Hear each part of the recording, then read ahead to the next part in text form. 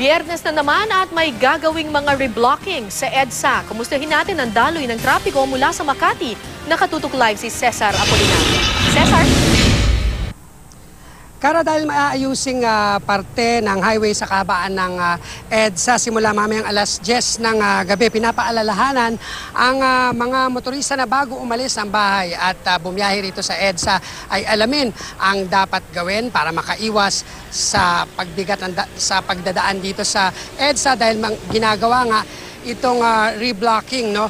At simula mamayang alas 10 ng gabi hanggang alas 5 ng umaga sa Lunes, isasara sa mga motorista ang 5th lane o inner lane ng EDSA mula Boni at Guadalupe Bridge. Pati ang 5th o inner lane sa kabaan ng EDSA mula Guadalupe Bridge at South Drive pa southbound sa Makati. Ang 5th o inner lane ng EDSA northbound naman mula Don Ang Street hanggang General Tino Street sa Caloocan City.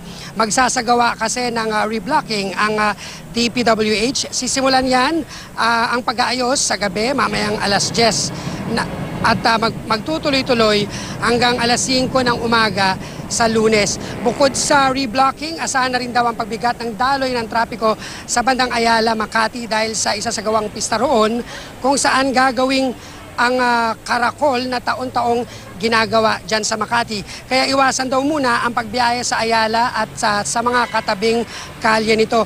Mas tutok ang MMDA naman ngayon sa EDSA Cubao at sa paligid nito dahil sa PBA game sa Cubao area. Nakatutok din sila sa kabaan ng EDSA, partikular sa mga lugar na may mall at bus terminal dahil nga Friday at marami ang bumabiyahe sa mga probinsya. Sa pag-iikot namin kanina, may mga lugar na tukod ang traffic gaya sa Guadalupe northbound hanggang bago mag-Ortigas.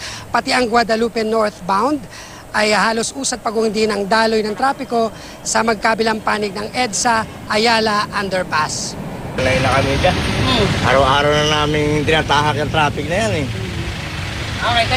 Ito yung mga hindi pinatuloy noong Valentine's Day weekend at saka yung weekend previous to that. Na Aayusin, sir? Ang next na minumungkahi na ng DPWH, siguro March pa yung paggawa ng Dario Bridge.